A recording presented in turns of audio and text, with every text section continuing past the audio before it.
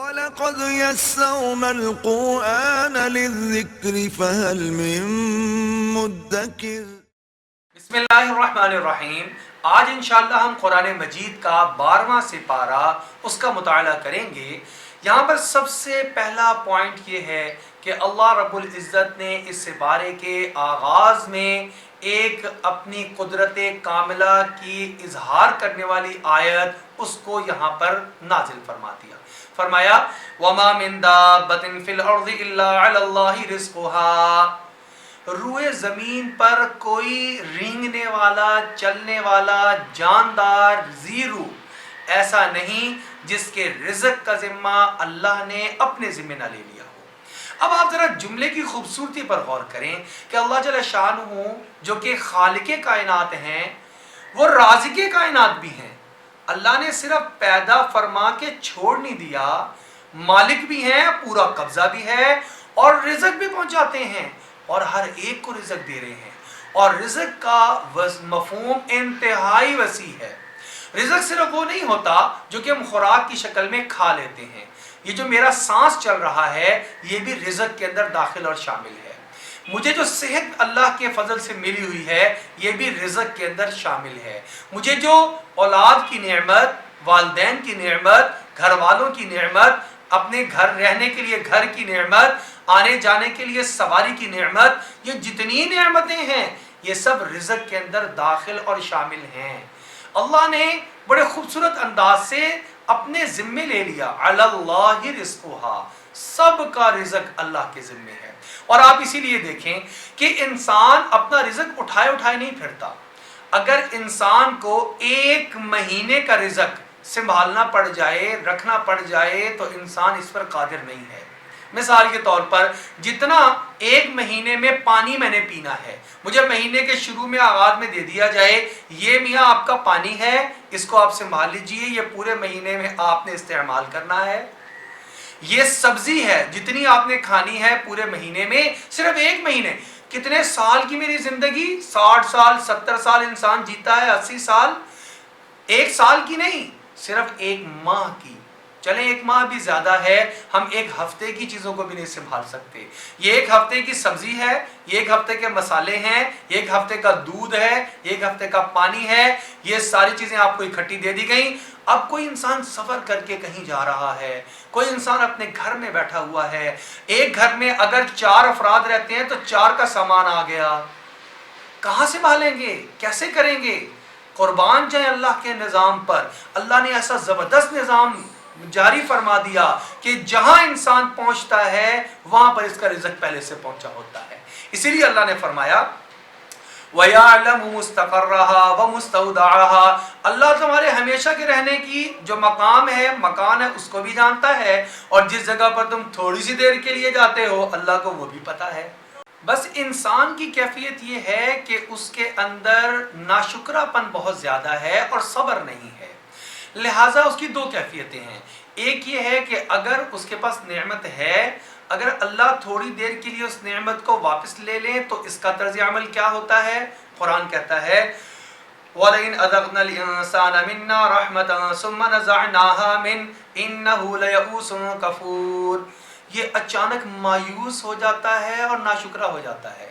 انسان صحت کے سال ہر سال گزار دیتا ہے، لیکن اگر خدا نہ خواستہ کبھی کوئی بیماری آ جائے تو انسان کی زبان سے یہ نکلتا ہے ہائے میں ہی بیمار ہو گیا، مجھے ہی بیماری آنی تھی، میرے ساتھ ہی ایسا کیوں ہو گیا، اور کبھی میں ٹھیک بھی ہوں گا کہ نہیں ہوں گا۔ وہ بیماری کے دنوں میں جو اچھے دن سال ہر سال گزارے ہیں ان کو یاد کر کے شکر نہیں ادا کرتا کہ آج مجھے قدر ہوئی ہے، جتنے سال میں نے صحت کے ساتھ گزار دیے وہ کتنی بڑی اللہ کی نعمت تھی۔ مالداری تھی، تھوڑی سی تنگی آ گئی تو اب یہ تنگی میں اتنا واویلا مچاتا ہے، شور مچاتا ہے، ناشکرہ پن دکھاتا ہے، یہ انسان کا حال۔ لیکن اگر پہلے تنگی میں سال ہر سال گزار رہا تھا، فراخی مل جائے تو تب کیا کرتا ہے؟ اللہ جل شانہ فرما رہے ہیں وَلَئِنْ أَذَقْنَاهُ نَعْمَاءَ بَعْدَ ضَرَّاءَ، اگر ہم اس کو تکلیف کے کئی سال دیں، اس کے بعد غربت میں بچپن گزرا، جوانی کے سال کچھ گزرے، پھر اللہ نے فراخی دے دی، تو اب بھی یہ اللہ جل شانہ کی طرف متوجہ ہونے کی بجائے اور شکر کی بجائے اس کو کیا کہتا ہے؟ لَيَقُولَنَّ ذَهَبَ السَّيِّئَاتُ عَنِّي، میرے برے دن گزر چکے ہیں.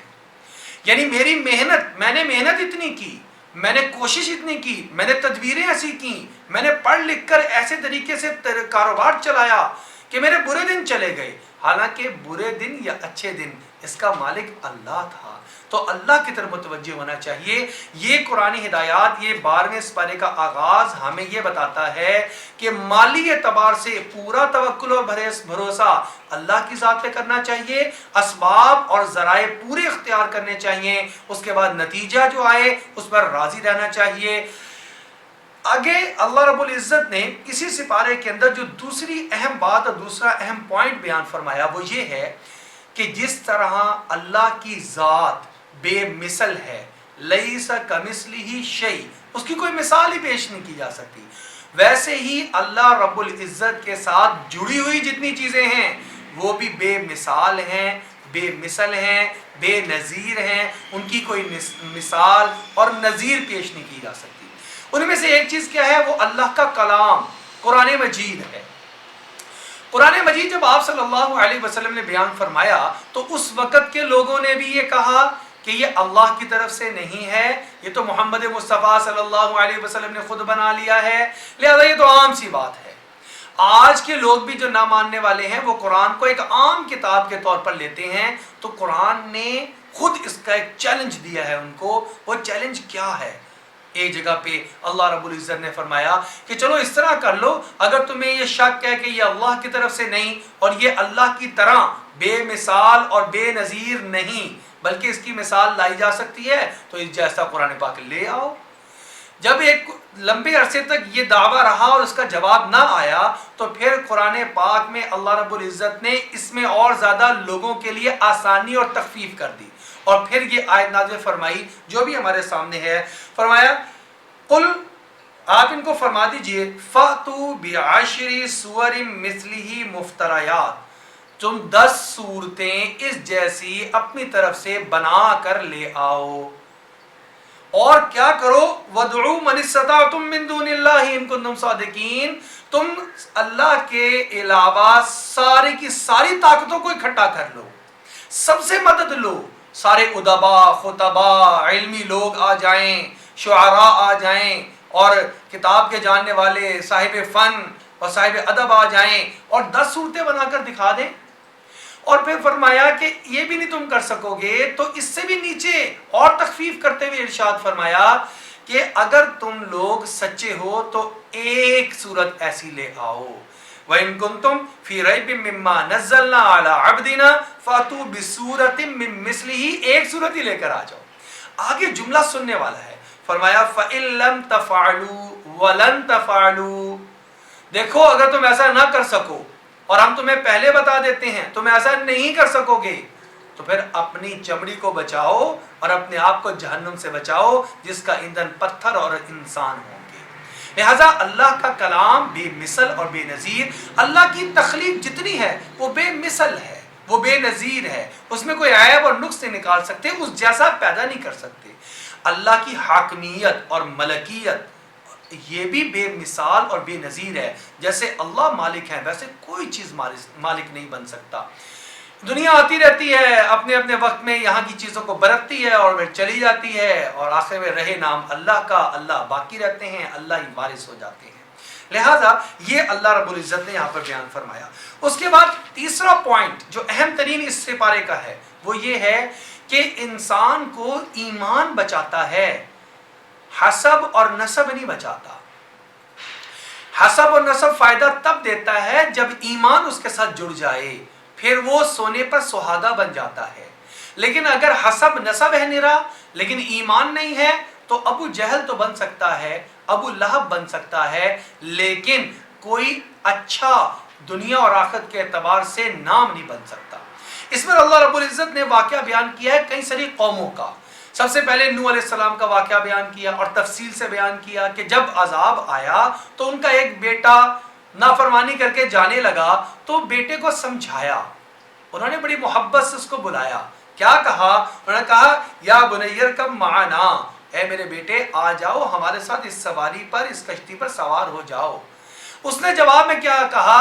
قال سآوی الی جبل یعصمنی من الماء، نہیں نہیں میں آپ کے ساتھ نہیں آؤں گا، آپ کی بات نہیں مانوں گا، آپ جس اللہ کی طرف بلا رہے ہیں اس کی طرف نہیں مانوں گا، یہ ظاہری ایک حالات ہیں، میں اس بڑے پہاڑ کے اوپر چڑھ جاؤں گا، یہ مجھے پانی سے بچا لے گا۔ تو نوح علیہ السلام کا بیٹا ہے، باپ کو نہیں مانا، حسب نسب کام نہیں آیا، اور لہر آئی اور اس کو غرق کر دیا، ڈبو دیا۔ لیکن یہاں پر ہی نوح علیہ السلام کے 3 بیٹے اور بھی تو ہیں، حام، سام، یافس، انہوں نے مان لیا۔ تو یہ سونے پر سہاگا کیا بنا کہ بعد میں جتنی نسل چلی ہے وہ ساری کی ساری ان سے چلی ہے۔ یہ نوح علیہ السلام کو اس لیے آدم ثانی بھی کہا جاتا ہے۔ پوری دنیا میں اس ٹائم میں جتنی بھی جو لوگ ہیں اور جتنی بھی پاپولیشن ہے ساری کی ساری انہی کی اولاد میں سے ہے۔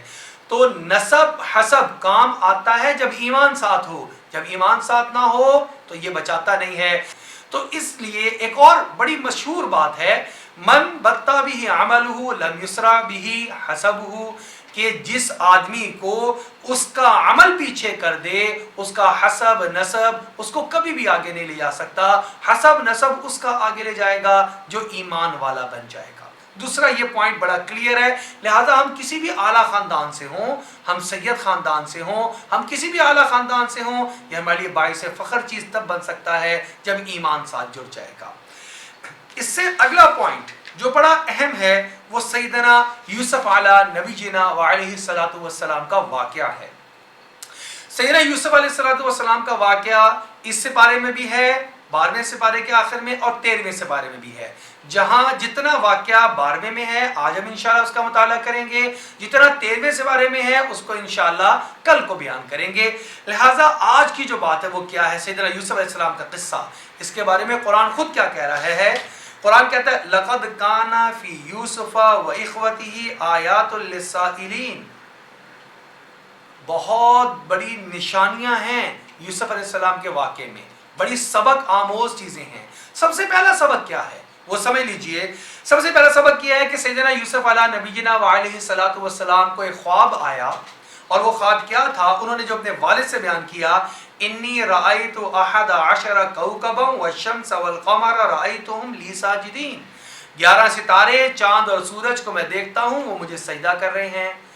تو آپ ہر اچھی خبر ہر ایک کو بتانے کے لائق نہیں ہوتی، یہ آگے سے ان کے والد نے جواب دیا۔ انہوں نے جواب کیا دیا؟ انہوں نے فرمایا یا بنیا لا تقصص رؤیاک علی اخوتک، اپنے بھائیوں کے سامنے اس خواب کا تذکرہ مت کرنا، کیوں کیا ہوگا؟ فیکیدوا لک کیدا، حاسدین جو ہیں وہ اچھی خبر سن کر حسد میں مبتلا ہو جاتے ہیں، سازشی اور شریر لوگ شر پہنچانے کے درپے ہو جاتے ہیں۔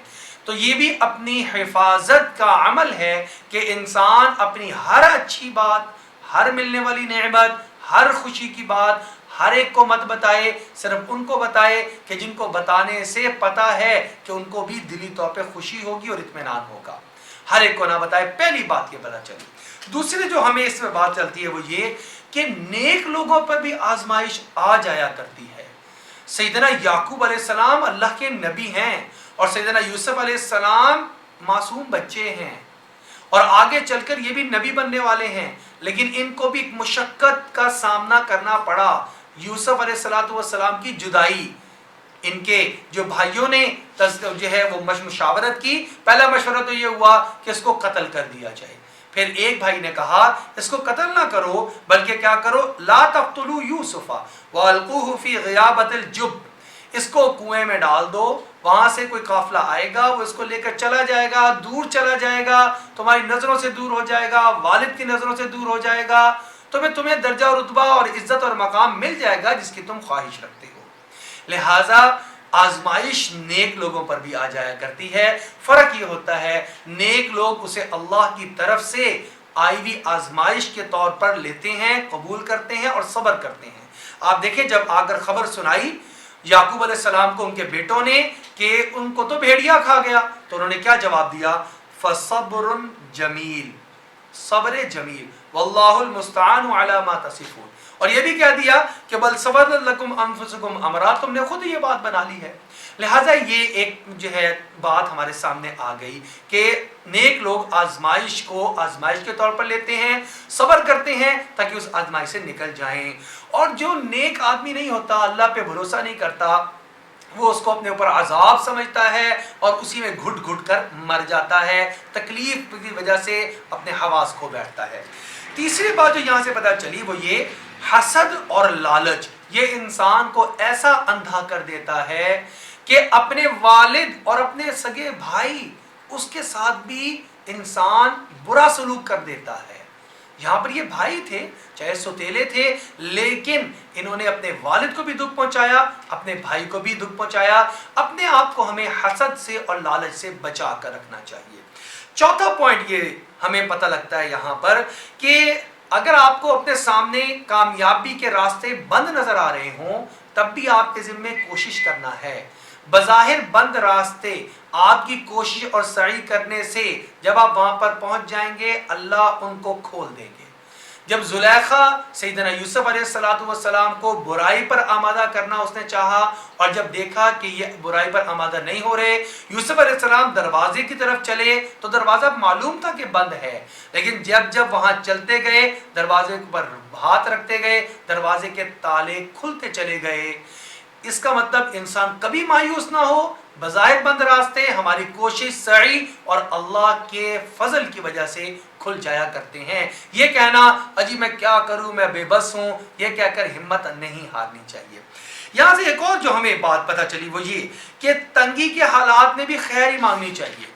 जब जुलेखा और उसकी दूसरी साथियों को पता चला कि यूसुफ अलैहिस्सलाम हमारे लिए बदनामी का बायस न बन जाएं, तो उन्होंने धमकी लगाई। वो धमकी क्या थी कि अगर तुमने हमारी बात ना मानी, हम तुम्हें कैद में डाल देंगे।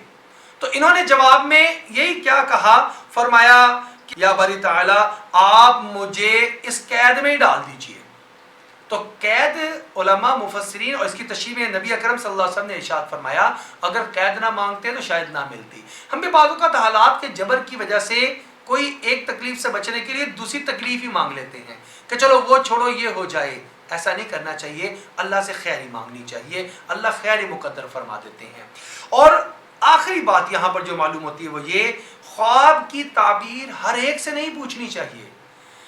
सैयदना यूसुफ अलैहिस्सलाम जब जेल में गए तो वहां दो लोगों ने ख्वाब की ताबीर पूछी। ख्वाब की ताबीर बताने के बाद यूसुफ अलैहिस्सलाम ने एक जुमला फरमाया कुदियल अम्रुल्लज़ी फीही तस्तफ्तियान, जो तुमने पूछा उसका ऐसा ही मामला अब तय हो गया है, ऐसा होकर रहेगा।